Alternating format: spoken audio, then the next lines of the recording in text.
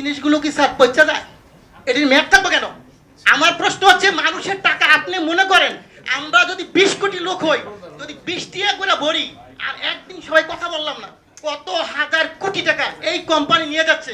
আমার আপত্তি স্যার, যদি মাইন্ড না করেন আপনি দায়িত্বটা আমাকে দেন, আমার ব্যবসায়ীরা সবাই মিলে আমরা করি।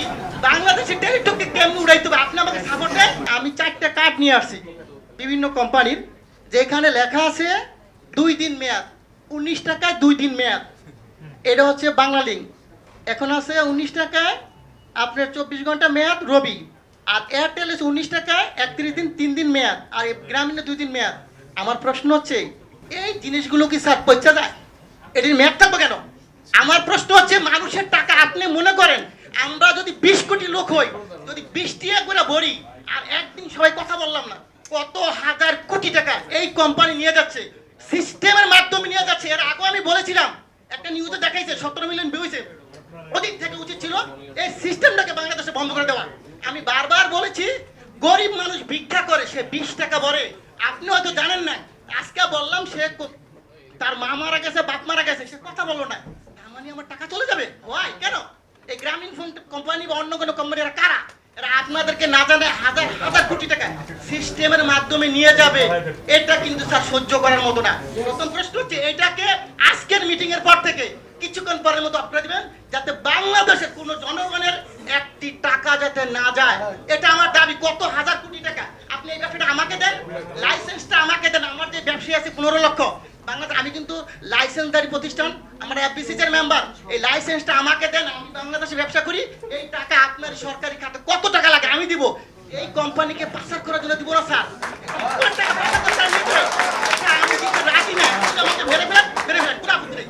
সো এই টাকা পাচার করার কোনো সিস্টেম নাই স্যার। আরেকটা জিনিস আপনাকে বলবো স্যার, আপনি যদি আজকে পেয়েছে আমি ভাগ্যবান যে আপনি শুনবেন। আমরা যখন এই ব্যবসা শুরু করি 27 টাকা কমিশন ছিল, 27 টাকা। সরকারি কর্মকর্তা যিনি 2000 টাকা বেতন হয়েছে, বেতন এখন 20,000 টাকা। যদি এখন কত স্যার, আমাদের কিন্তু সেই 27 টাকাই রাখছেন, আমাদের কি কমিশন বাড়বে না স্যার? আমার প্রশ্ন হচ্ছে, আপনারা অবশ্যই একটু কমিশনের ব্যাপার ব্যবস্থা করেন, যে যাদের ব্যবসা করে তারা, আমরা সবাই শিক্ষিত ছেলে স্যার, এখানে প্রায় 15 লক্ষ ব্যবসা করি।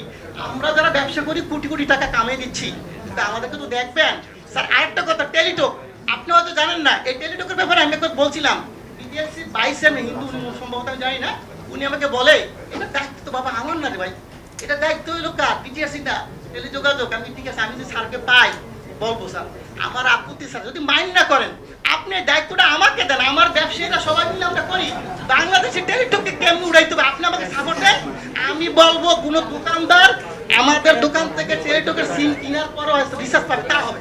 টেলিটক উন্নয়ন কেমনে করতে হয় স্যার? আপনি যদি কোনো ধরনের সিস্টেম থাকে আপনি বলেন, যে বলে এমনি সহযোগিতা করে, আমি করতে বাধ্য আপনাকে। আপনি যেইভাবে চান টেলিটক অবশ্যই উন্নয়ন হবে।